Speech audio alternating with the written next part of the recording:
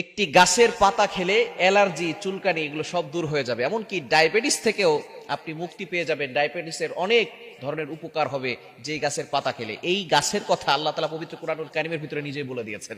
নবীজি সাল্লাল্লাহু আলাইহি সাল্লাম হাদিসের ভিতরে বলে দিয়েছেন, লম্বা হাদিসের ভিতরে এসেছে আল্লাহ পাক রব্বুল আলামিন নিজেই গাছের কথা বলে দিয়েছেন। কোরআনুল কারীমের ভিতরে এসেছে, আইন্দা সিদরাতিল মুনতাহা আইন্দাহা জান্নাতুল মাওয়া। আইন্দা সিদরাতিল মুনতাহা, এটা হচ্ছে সিদরাতুল মুনতাহা, অর্থাৎ একেবারে শেষ প্রান্ত। 7 আসমানের পর একটা জায়গা আছে, যে জায়গার নাম হচ্ছে সিদরাতুল মুনতাহা। সেখানে একটা গাছ আছে, সেই গাছের নাম হচ্ছে বড়ই গাছ। বাস, গাছের নামটা কি? বড়ই গাছ। এই বড়ই গাছের ভিতরে অনেক শেফা রয়েছে। আল্লাহ তাআলার সৃষ্টির ভিতরে যে এত শেফা রয়েছে, আপনি জানলে অবাক হয়ে যাবেন। এই 7 আসমানের পরে হচ্ছে সিদরাতুল মুনতাহা, সেখানে আছে বড়ই গাছ। এই বড়ই গাছের ব্যাপারে নবীজি সাল্লাল্লাহু আলাইহি সাল্লাম জানিয়ে দিয়েছেন, বড়ই গাছের পাতা দিয়ে কিন্তু যখন মানুষ মারা যায়, তখন বড়ই গাছের পাতা